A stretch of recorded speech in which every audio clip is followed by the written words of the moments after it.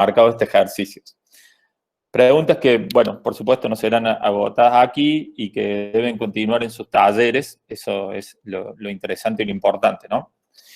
Una cosa que no dije cuando presentamos el ejercicio y que de alguna manera nos enorgullece y es necesario mencionarlo es que este ejercicio como tal fue distinguido como práctica académica en una de las BIAR, de las Bienales Internacionales de Arquitectura Argentina, la de Córdoba, hace algunos años. Esto me parece importante para darle contexto y marco también al ejercicio que estamos haciendo. También habla un poco de nuestra preocupación por exceder, si se quiere, el ámbito de la propia facultad e interactuar e intercambiar algunas prácticas con otras unidades académicas y otros saberes. Una cosita.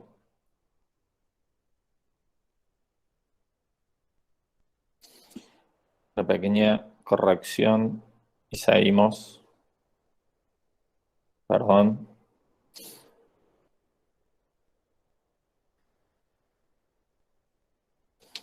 Bueno, ahí estamos. Bien. Dicho esto, iniciamos con la pregunta por el qué. Y lo hacemos definiendo primero equipamiento doméstico. ¿A qué llamamos concretamente equipamiento doméstico? Bueno, podríamos ensayar una definición diciendo que se trata del diseño de equipos situados, proyectados y construidos ad hoc para la propuesta. Hasta aquí, definición similar a la que dimos para equipamiento institucional, que tiene que ver con el objetivo de reforzar la comunicación, lograr unicidad, evitar referencias externas, como también dijimos, y que colabora de alguna manera en la creación de identidad, en este caso personal, es decir, tanto del objeto arquitectónico como del sujeto que lo habita, ¿no? Y traemos en referencia este dibujo de Saul Steinberg, My Room. Podría haber sido alguno de los que hizo para la obra de Georges Perec también, pero este demuestra esa personalización de la que hablamos, ¿no? A partir justamente de los objetos y de una mirada interior, si se quiere. Valerio Adami, que es un crítico, nos dice de Steinberg que el destino de Steinberg fue identificar la línea exacta para expresar su propio carácter simultáneamente con lo que observaba. ¿Sí? Bueno, esa debería ser una característica de cualquier arquitecto o estudiante de arquitectura, ¿no? Y bueno, dando en ocasiones, acá sí, ya una cuestión muy personal, alguna mirada satírica o cómica respecto de esa observación, ¿no? Adami describe los dibujos de Steinberg como un testimonio visual donde con su peculiar ironía era capaz de reflejar una escena dramática, cómica o absurda, como mencionaba recién. Y cierra diciendo de Steinberg que es alguien capaz de hacer poesía a partir del dibujo. Quien pudiera. Aquellos dibujos que exploraban geografías de países imaginarios. Él hablaba de una otra realidad. Entonces, de alguna manera son expresiones de cómo ante lo mismo todos vemos cosas diferentes. O esta otra interpretación que hizo Charles Eames cuando le pidieron desde la prestigiosa revista Arte y Arquitectura que respondiera a la pregunta ¿qué es una casa? Y lo hace mediante un dibujo, pero sin dibujar la casa, justamente dibujando acciones programáticas, que es lo que nosotros les pedimos que trabajen permanentemente. Y alguien me dijo alguna vez que para responder una pregunta, la respuesta no debe contener la misma palabra que se está cuestionando. Bueno, y esta escena se entiende y representa claramente ese concepto, ¿no?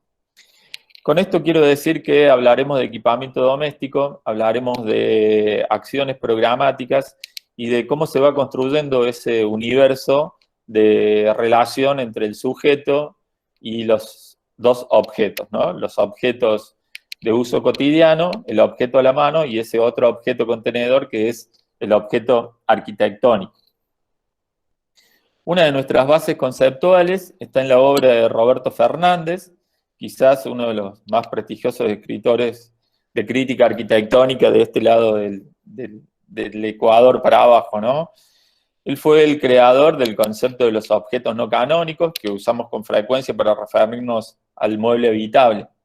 Fernández dice en su libro La inteligencia proyectual, que es una lectura que les recomiendo para más adelante, cuando no tengan los apremios de entregas parciales y demás, porque es bastante compleja. Y bueno, él dice que la cuestión genérica del hábitat abarcaría una polifonía diseñada a partir de diversas clases de objetos que pueblan y definen el espacio específico del hábitat arquitectónico, mucho más allá de los condicionantes, ¿no? Entendiendo acá por condicionante quizás, por ejemplo, en nuestro caso, el contenedor o la propia caja arquitectónica sobre la que vamos a trabajar y sobre la que vamos a operar, ¿sí?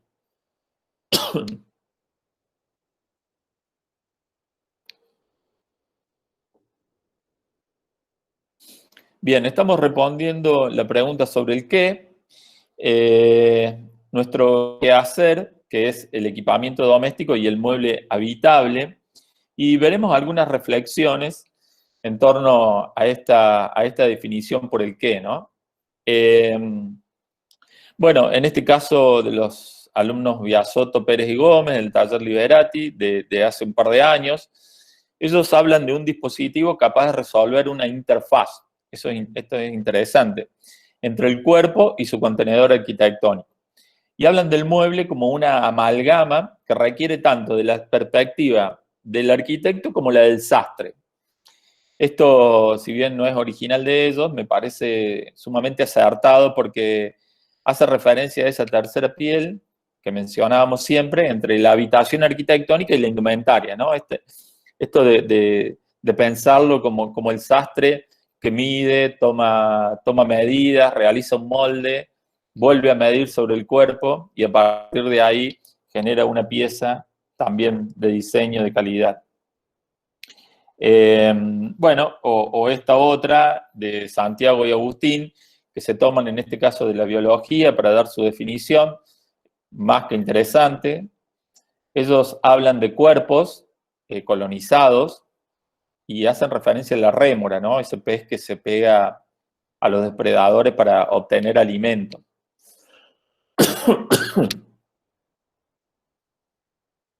O al proceso de simbiosis por medio del cual, en este caso, el objeto arquitectónico y el mueble habitable se convierten en una sola cosa, es decir, en una otra cosa que es un objeto arquitectónico equipado, justamente. Una definición sumamente interesante. Veamos ahora algunos de las producciones de ustedes, solo a modo de recorrido, para que observen los enfoques y los trabajos en cada taller. Esto me parece también muy interesante porque habla de la variedad con la que están trabajando y operando en los talleres, ¿no? Bueno, ahí aparece lo del taller de Flor, la definición de Facu, la de Juli. Bueno, no sé si es Oscar Fausto o Fausto Oscar. Distintas formas de verlo, ¿no? Interesante la de Juli Cisterna. Ella habla del mueble habitable, que es la ropa que viste la casa y que como habitante utilizamos. Definiciones meramente textuales que, bueno, también son pertinentes, es lo que pedimos, y algunos diagramas de simplificación que parecen también muy interesantes. En este caso, el taller de María, me pareció muy piola la definición de Camila, ahí haciendo referencia a uno de los textos que le dimos que trabajen, que es el de cajas dentro de cajas, y ella habla de que no existe una sola definición, sino que el usuario se lo adjudica cada vez que se apropia de él. Eso me parece que está bueno también. Bueno, ahí Tomás nos trae un nuevo concepto que es el mueble habitante, y eso nos dispara un montón de cosas, daría para hacer toda una propuesta pedagógica nueva. Ya no es el mueble habitable, sino que es el mueble habitante. Pero bueno, no sé si fue una confusión, un error, o realmente lo quiere trabajar así, pensando al mueble como quien también habita el objeto arquitectónico. da y dispara para varios lugares. Bueno, María, también tenés un alumno que es Tomás Morcillo, que él habla de mueble urbano habitable. Creo que ahí tiene alguna confusión con el ejercicio de tercer año de Arqui 3D. No estamos haciendo mueble urbano habitable para nada. Esto es otra cosa, es absolutamente distinta. Así que bueno, María, háblalo con Tomás a eso, a ver si encamina la definición, si es una confusión o si tomó otro concepto. Bueno, en el caso del taller de Gaby, acá aparecen ya láminas mucho más complejas, mucho más trabajadas, prácticamente mapas conceptuales que exceden el valor de una simple definición, que son láminas que se podrían usar tranquilamente para hacer todo un teórico respecto de esto, ¿no? Con muchísima información.